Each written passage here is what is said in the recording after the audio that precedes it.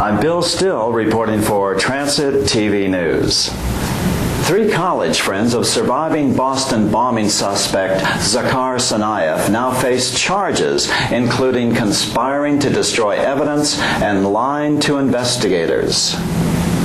3 college friends of the surviving Boston bombing suspect are now facing charges in the case. 19-year-olds Azmat Dzhokhar and Dias Kaderbayev are charged with conspiring to destroy evidence.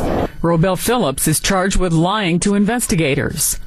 According to an FBI affidavit, Dzhokhar and Kaderbayev took a computer and a backpack filled with firecrackers out of Dzhokhar Tsarnaev's University of Massachusetts Dartmouth dorm room before authorities could search it. Dias Kaderbayev absolutely denies the charges. As we've said from the very beginning, he assisted the FBI in this investigation. My client, Azmat Dzhokhar, feels horrible and was shocked to hear that someone that he knew at the University of Massachusetts Dartmouth was involved with the Boston Marathon bombing. The 3 are not charged with actual involvement in the bombing. However, the FBI says that about a month before the marathon attack, Tsarnaev told 2 of them that he knew how to make a bomb.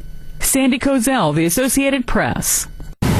A government survey put out by the Centers for Disease Control and Prevention says that 1 in 20 U.S. kids has food allergies, a 50% surge since the late 1990s. It's from where I scratched so much that the pigments came out. 13-year-old Jasmine Dantzler started getting painful rashes at just 6 months old. I get reminded that, I can't show my legs like they do, or I can't play that sport like they do, or I have to wear longer socks. Suffering from eczema, an itchy skin condition, Jasmine has periodic episodes, but is always aware of what she eats, knowing that certain foods can cause a major episode. For children 0 to 17 years of age, that skin and food allergies increase over the past 14 years. This government survey put out by the Centers for Disease Control and Prevention says that 1 in 20 U.S. kids have food allergies.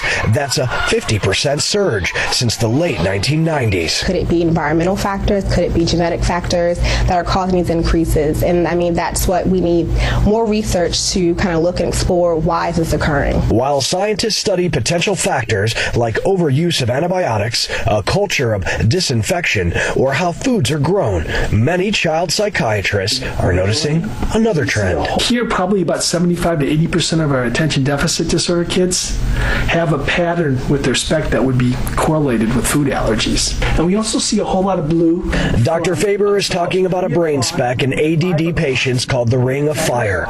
The red images on this scan represent an abnormal amount of blood flow or stimulation. We need to start looking at elimination diets probably a bit more seriously to help these kids do well. On the other side, some of the medical community believe there is too much misdiagnosis of food allergies, and some of the blame can be pointed to the hygiene hypothesis, meaning kids are being less exposed to germs at a young age, which weakens their defense against allergic diseases.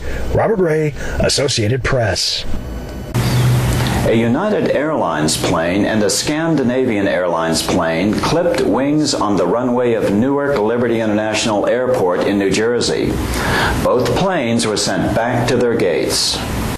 2 planes had to return to their gates at Newark, New Jersey's airport after they clipped each other on the runway Wednesday night. The left wing of a Scandinavian Airlines plane bumped the tail of a United Airlines plane while both were taxiing for departure. The mishap meant late arrivals for the United passengers heading to Nashville. It was more terrible waiting at Newark Airport for another 2 hours for the next plane. It was a big bang. We all kind of shook in our seats and then watched the fire trucks come. But all of a sudden there were 10 large fire trucks around us, and then we were escorted back to the hangar. The Federal Aviation Administration says nobody was hurt in the mishap. Sandy Kozel, The Associated Press.